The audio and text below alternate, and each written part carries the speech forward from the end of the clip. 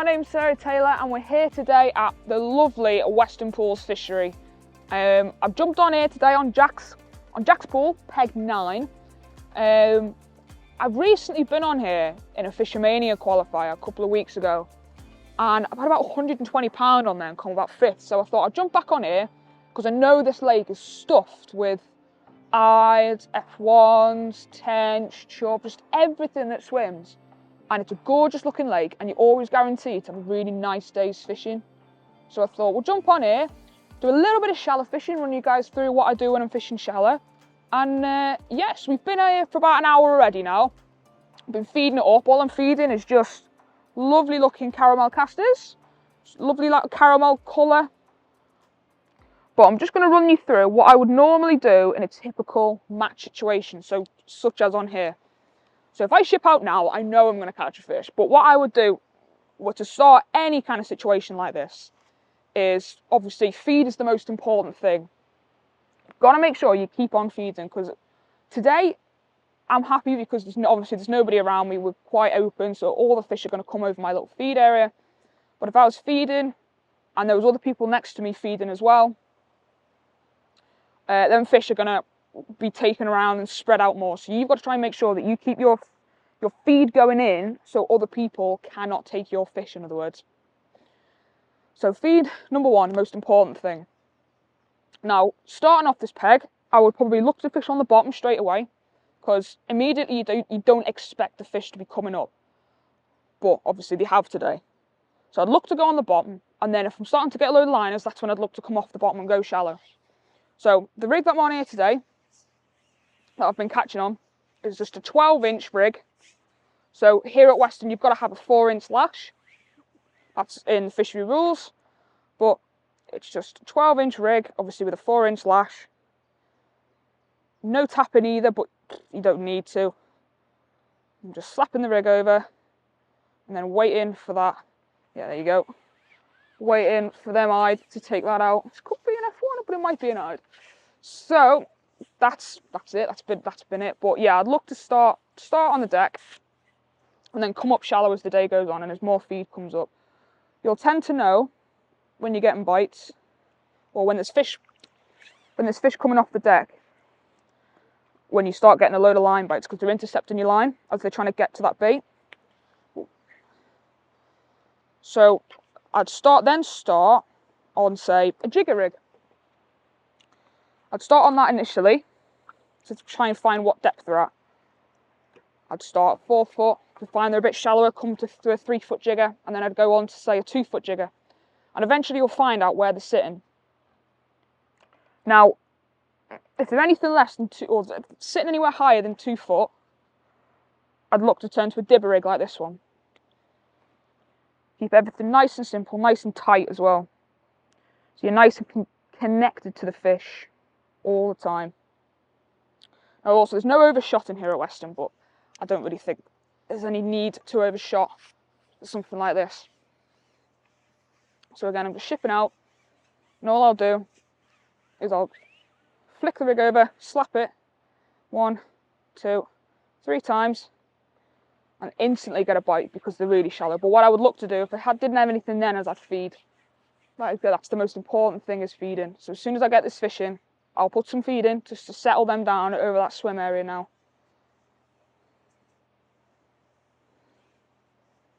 Yeah, shallow fishing, there's nothing more important than that bait, because you want them to come up in that water column. There's no bait going in, they're not going to come off that deck. There you go. Lovely, lovely eyes. Gorgeous. Gorgeous fish.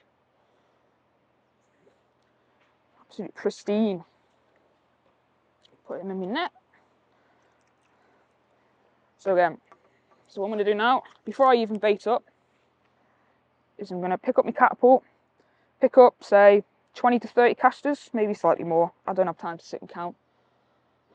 And just fire them over like that. And you might see the odd swirl as well, which is always a good indicator, obviously, that they're coming off the bottom. But yeah, 12 inches is where I'd start. If I stopped getting any indications, and I'd stop getting any liners, I'd look to go a bit deeper. So then I'd put a 16-inch dibber on. Just check that lash. Make sure it's 4 inch, like so. Yep, there we go. So I then put a 16-inch dibber on and go from there. And then if I'm not getting any liners there, I'd only give it 30 seconds just to see if you're getting any liners. If you're not getting any liners, I come straight back in and then put a 20-inch dibber rig on. And I just keep going down, because the likelihood is that they're just sitting a bit lower. With all that disturbance, with all the fish coming to the surface, they're going to sit a bit lower. So I just keep working my way down, and then eventually you'll refine them again. So again, come in, net this fish. Only a small eye this time. Lovely looking fish though. Put him back. And then before I do anything else, I'm going to feed. Because again, if the feed's not going in, the fish aren't going to be there. Casters, pick a mark on the water. So where that tree is there's a mark where I am. And I'm just to the left of that tree. We'll go again. So what I've done here though actually is something a bit different. So I've got about 4, I think there are 4 number 11s on there. And I've got 2 above my hook length. 3-inch hook length, 2 above that. And then 2 halfway down again. And then that just makes everything nice and stiff, nice and tight. So you haven't, if that was all the way down there, everything would come down and you've got all this looseness. Whereas you put that halfway down, it's all nice and tight when it falls through the water. Meaning you'll hit them bites a lot easier and it will register a lot quicker as well. Ship out again. What I might sometimes do is stop just before I ship out and just put some more casters in if I feel like I haven't fed in a while. Just again, it's so important to keep that bait going in. Because hopefully now we'll ship out. 1 slap. Don't need to do 3 this time because I've just fed. And on straight away. And that's because that bait's going in. Like, I can't stress it enough how important it is to feed. Just a small roach this time. Let's net him. Lovely little fish though.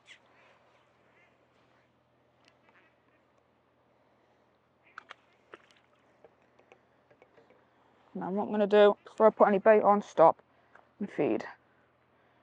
Like I say, this rig's just set at 12-inch. If I feel like they're going off, I'll drop down to a 16. But what I will also have as well is I'll have a long lash rig. So I'll have a rig where I can fish it really shallow, so I could fish it 12 inches if I want, or I could fish it less, 10-inch. But I'll have like 2 foot above my float.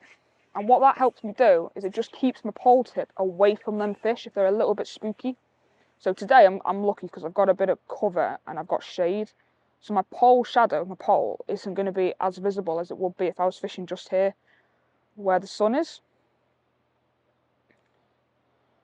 So I can keep my pole tip away from the fish, so then they don't get as spooked by it. Because obviously you ideally want to be able to fish with a dibber, because that's the way you're going to be connected the most to the fish. But sometimes it's not how they want to feed, and it's not the right rig. So you've got to be prepared to have something else. And like say, that long lash rig, they are just being a little bit spooky,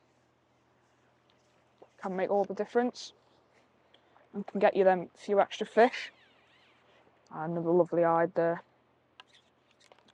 Now the important thing to note with eyed, especially, is they're binge eating fish, if you will. So what they'll do is they'll come into the peg initially. They'll be the first fish that come in, and they will eat and eat and eat and eat and eat your casters or maggots. But they will binge eat and gorge themselves on the bait that you're presenting them. So the best thing to do is, if you see that they'll start to swirl, is go straight on them. If they're at a place where there's no eyes, I'd probably leave the F1s to settle for half an hour, 3/4 of an hour. But I'd look to go straight on them.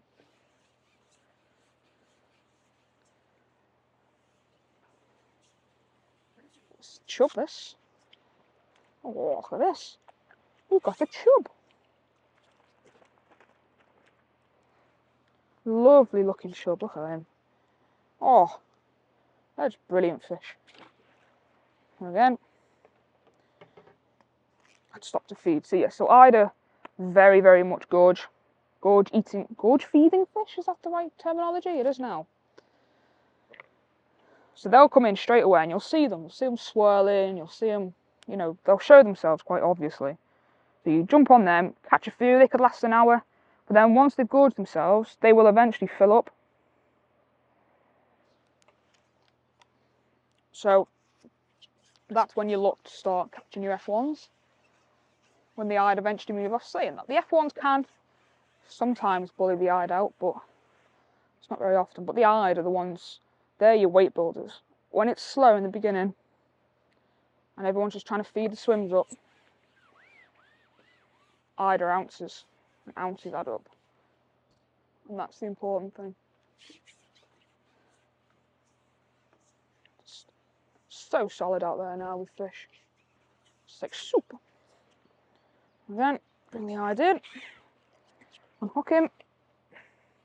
Lovely looking fish, just lovely. Stop before I put any bait on, feed. And then what I'm going to do this time is I'm going to stop halfway down and feed. Because I've noticed my stamp's getting a little smaller. And there are some big boy eyes in here that I was catching earlier. So what I want to do is up that feed slightly. See if I can get them back in. So again, stopping halfway through. Feed. Same mark again, same place. Make sure you got that marker on the water. That's really vital. Make sure you always feed in the same place. Like so. Just a couple of slaps. Just create that noise, because they are definitely coming to noise. Like say that they know that noise equals food. And a few bobs, which means I'm thinking they are shallower than 12 inches, which is very typical of eyed. Like I say, because they're so wanting that food, they'll do anything for it basically. And come right up shallow with that cover as well. If I was in the sun, I had no willow tree and no cover. Don't think they'd be coming up this high, but not for this long anyway. Just take your time with eyed as well, because they like to flap a bit. If you take your time with them, make sure you land them. Better one this. There you go. See, up in that feed slightly. Got me a better fish, and look at that, hooked. 10 out of 10, right there. Top of the mouth, gorgeous. Lovely looking fish. This peg's just gone really, really good now, shallow. Just catching a load of eyed, and what's so good about this is it's always really key with eyed, I think, to have a nice stiff pole so you can hit all them really finicky bites when they're really shallow. And I think that's the advantage that my R4 gives me.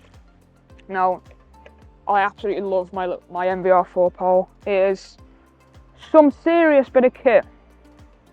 And you always hear a lot of people saying, oh, putting a short 4 in my pole and fish with a short 4 to stiffen everything up, but with this, I don't think you need it. As you can see here, I'm using a normal long 4, giving myself maximum distance, and I'm not having to worry about pushing out further to try and make up for that short 4. And as you can see when I'm slapping there, it is as straight as an arrow. And what's good as well is, especially when you're speed fishing, which is a lot of what shallow fishing is, you can shuck it around, bend it into as many shapes with big fish, and it takes everything in its stride. It is just a perfect shallow pole for me. Like I say, I can ship it back super quick when I'm trying to catch a large weight of F1s or silvers like I'm doing today. And it can take everything, like I say, I can just quickly whiz it back to land a quick fish. And if I'm going for carp, like you see there, it's bending there with slightly, but it's just perfect. It's still straight now. A little slight bend with the elastic, which is what I expect. But if I'm fishing for carp and things like that, it takes everything super, super well, no matter the size of the carp. Oh, look at that. Right on camera as well. Right on cue. Gorgeous gold bar, look at him. Oh, Stunning. Mwah. But yeah, well, a goldfish for an absolutely gold star pole. And yeah, it's just phenomenal. I mean, stiffness, strength, everything. It's nothing more I could ask for, really. And what's great is because I used to have a Signature Pro pole as well, which is its predecessor. All my top kits interchanged from that pole into this one, which just makes life so much easier because now I've just got multiple top kits to give me a proper variety and range of rigs when I'm out fishing.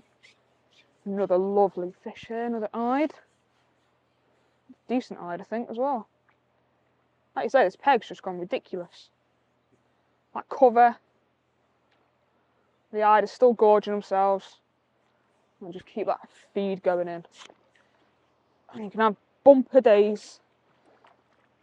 Oh, bumper days like this. What a fish, eh? Look at that. Gorgeous. So, you've seen him in action, but now let's take a look at what rigs I use when I go shallow fishing. So, I thought I'd take you through the 3 probably best rigs I'd say for shallow fishing, or that I use for shallow fishing. So, we'll start with the elastic, because it's the same on them all. I use 8 to 11 yellow Maver dual core elastic. I think it's absolutely spot on for shallow fishing. Like today we've been catching a load of eyed, it's nice and soft for them. But if the F1s are suddenly to turn up, it's nice because it lets them swim out the swim without any disturbance to the fish that are already there. Don't get too spooky. But then when you get it to a top kit and you start using your puller, you've got plenty of power to get them in nice and quick to build their match winning weight. So yeah, 8 to 11 Maver dual core, absolutely spot on for this kind of fishing. So the first rig I want to show you is a dibber style float that I have for, I think I have about 4 different rigs with a dibber style on. So this one's a 12-inch rig, and then I'll do a 16-inch rig, a 20-inch rig, and then on venues which I can get away with it, I'll have a 10-inch rig for when it's really really shallow. Places like here today, you've got to have a 4-inch lash, so it can be a little bit awkward, but there are ways you can still use those kind of rigs if you are, you're really careful about your lash lengths and stuff. But yeah, I always have dibber rigs for anything less than 2 foot. I think anything more than that, you're starting to look into like jigger territory and things like that. So yeah, so anything less than 2 foot, I'll always go with a dibber style float. Just a 0.1, nice and light, nothing too heavy. 018 MVR rig mono mainline, and something again nice and heavy, nice and stiff, so limiting tangles. And also, when you're catching them big weights, your line's rubbing on your nets a lot as well, so it stops your rig from breaking and capsizing all on you, and you're not having to change rigs every 5 minutes. So yeah, so that's set at 12 inches right now because that's the depth I'm catching at today. So moving down to the shop, I've got 4 number 11 MVR bricks on. I definitely prefer to use brick. I just think they're a little bit lighter, they fall a bit better as well, and also you can move them around a lot more as well.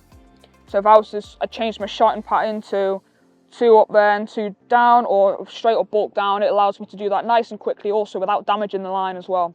And they sit really nice and neat. And then down to the business end, here with the hook, I have a 3-inch hook length, 016, a little bit less than my main line just because I prefer to have it. If I was to go squirreling and in the islands or anything like that, I can get everything back. And plus, that's the bit that the fish are going to see the most of, so you don't want it too heavy where they're going to get spooky of line.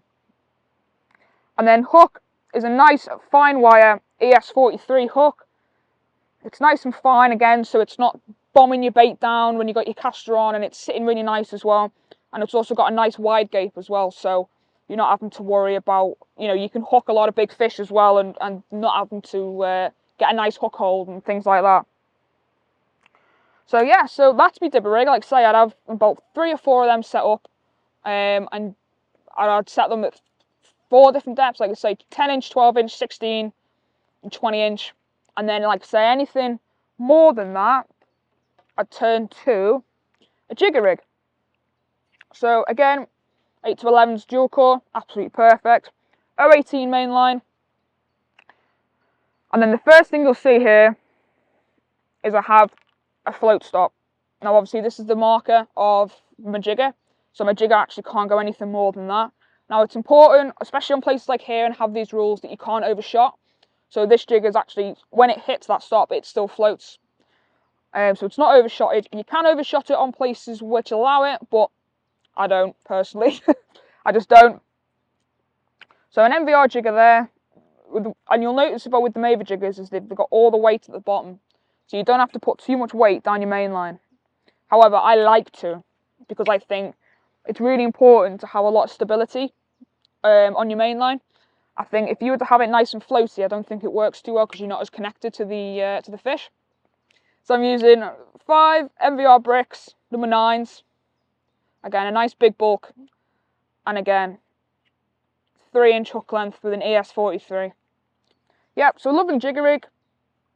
Great for places like, say, like here where you can't overshot and things like that. Yeah. And then the final rig.